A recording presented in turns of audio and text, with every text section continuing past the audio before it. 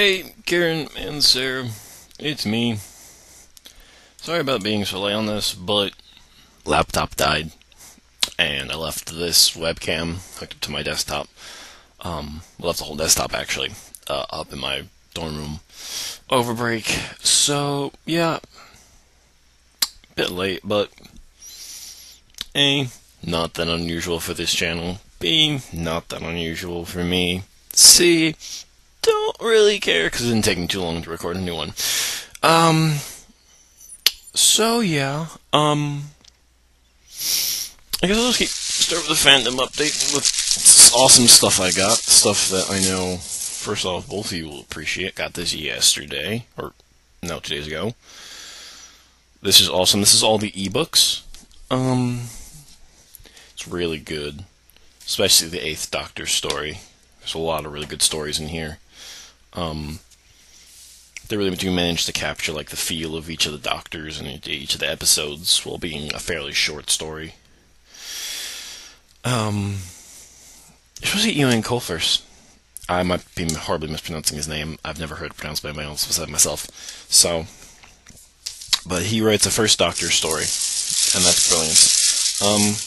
Also got this, which may or may not be completely meaningless to both of you. I don't know how much you guys know about comics, but this being a hardcover edition of The Killing Joke is really important to anyone who's big into Batman, because that is the comic that goes into the Joker's backstory and finally explains who the hell he was and why he is the way he is, even though by canon standards it's just considered another option of his past. Even in it he says, if I'm going to have a pass, I'd like it to be multiple choice. Anything else? And then I finally got this, Ghost of Tom Joad, Springsteen. It's a really cool album of his, but it's a really dark one.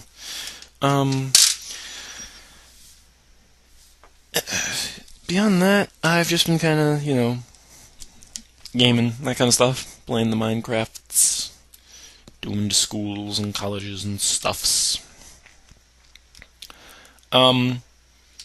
Trying to think about stuff to talk about, but since I've seen Winter Soldier, I'm going to talk about that, and I'm going to talk about stuff that they show in it that isn't important to the plot.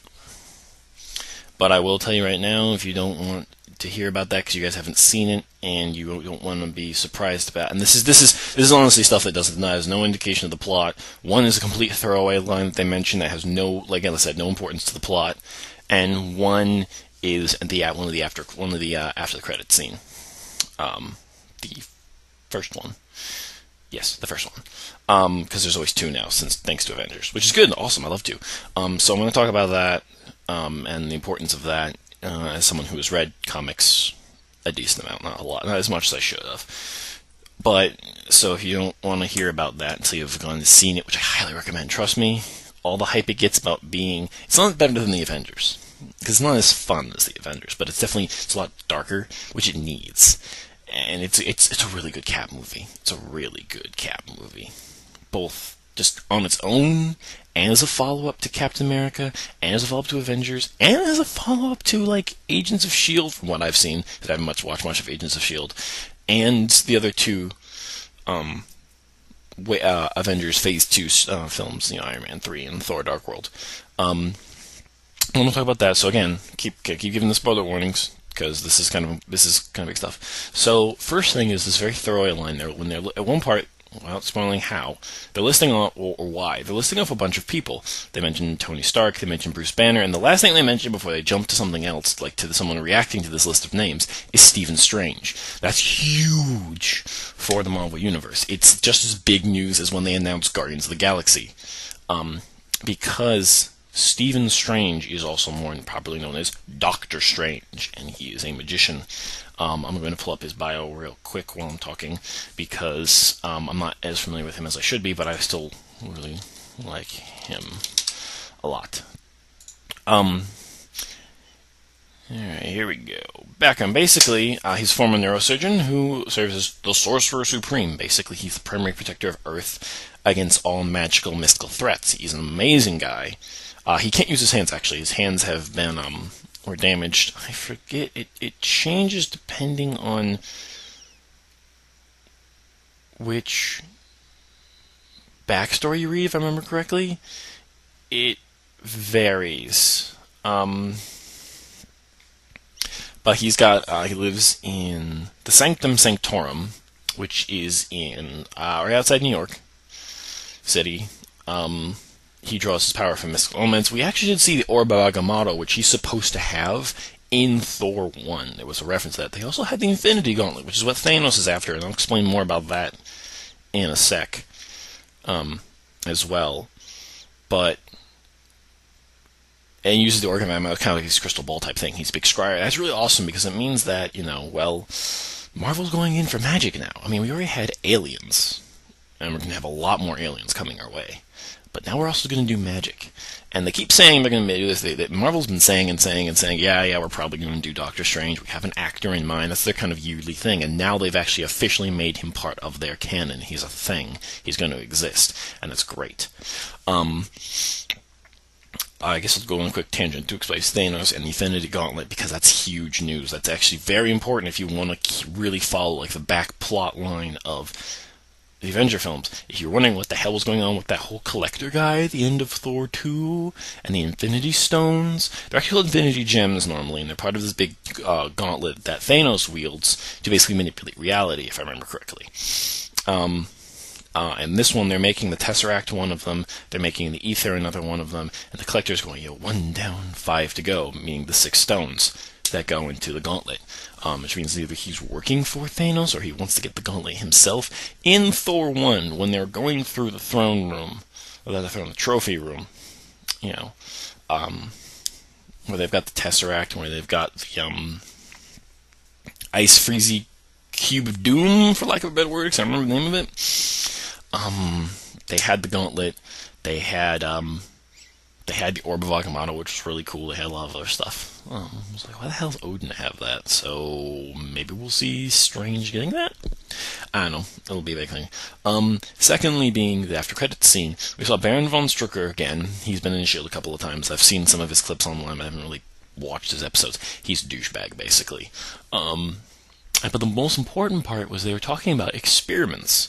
I'm not going to talk about the rest of the scene because I just want to talk about the last couple seconds of it, which is the big thing. There was one bit that is supposed to be more for people who have been following the films, and the one bit that's for people who've been following the comics. And the thing for people following the comics, think about that, I can't go back a bit because I'm doing hand gestures I can't get on camera. Okay, much better.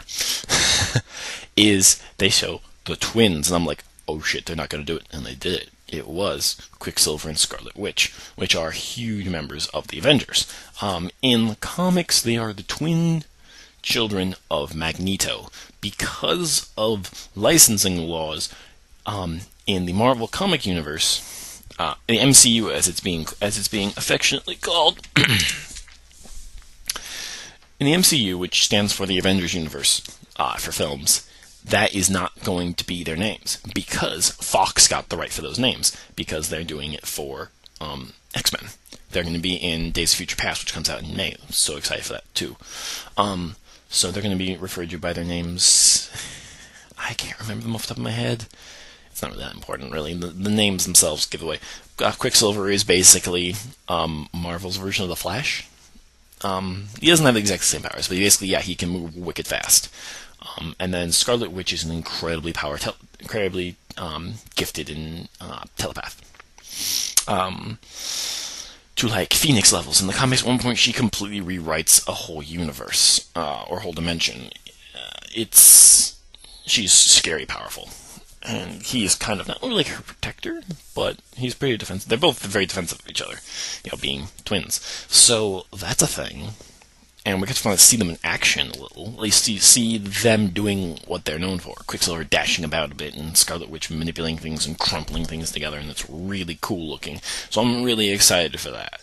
And it's cool to see them in action in the Avengers side, because we've seen the costumes and stuff for Days of Future Past, and that's coming out soon, so we're going to see what they look like in that. But it's cool to see them from the Avengers perspective, because in the comics they are initially members of the Brotherhood of Mutants on Magneto's side, and then they split off. And if I remember correctly, they think they did a little bit with the X-Men, but then they usually join the Avengers, which is why they're in both. They can be in both, because in the comics they were in both. Unlike Wolverine, who was in the new Avengers, but he wasn't in the formal Avengers. So yeah. As for anything else talking about Winter Soldier, I guess my biggest complaint. There's two big complaints. One, I think they were trying to go for a Steve Natasha pairing, and I didn't quite like that. And of all the people who should show up in this film, there was no Hawkeye, and that really bummed me out. There isn't any Hawkeye. There's a couple of people who show up who should show up. It makes sense through the canon. It makes sense through what's going on. They should be there. There's a lot of really cool action scenes from people we haven't seen do action scenes, so that's really awesome. And I don't want to talk about the other big spoiler, but that's a big spoiler. So until I find out whether you guys have seen it or not, I'm not going to mention it because it's a big deal for me, and it's a big part of the plot, so I'm not going to mention it. I'm just going to say it's a damn good movie. It honestly is. I saw it last Saturday, and if I can squeeze out the money, I'm definitely going to go see it again later this week with some more buddies from up here. Because I haven't seen it, and I need people to geek out about it because it's really good, and they do a lot of really big, important plot twists and stuff. And I need more of my comic buddies to be like, yeah, you're right about these theories, or no, you're wrong. So, I guess I'm going to be known for doing long videos, because this is going past 11:30 as I speak, so that's what's been going on for me. Pretty quiet week. Glad to be back at school. Glad to be back. Glad to have this thing back, because I haven't missed doing these videos, even though I've only done one of them and guest starred in one, but still. So yeah. So, I guess shameless promotion time. There's, I'm going to put the things of Twitters and Tumblrs down there. And if you are not one of the three of us who make videos and therefore watch all the other videos on this channel, and you actually like these videos, you could hit the subscribe button. That would be awesome. That way you'd get updates on when we post new videos, if you're into that sort of thing. Or maybe you're the kind of person like me where it's more like, I'm going to watch some of their videos, and then I'm going to take a break, and then I'm going to come back and watch like a whole bunch of their videos, and then I'm going to take a break. I don't really want to know when they're updating. That's cool too. Or you can just, hit that big X button or the thumbs down button. Free world, you're up to what you want to do. But yeah. So, until next time, good day, sir.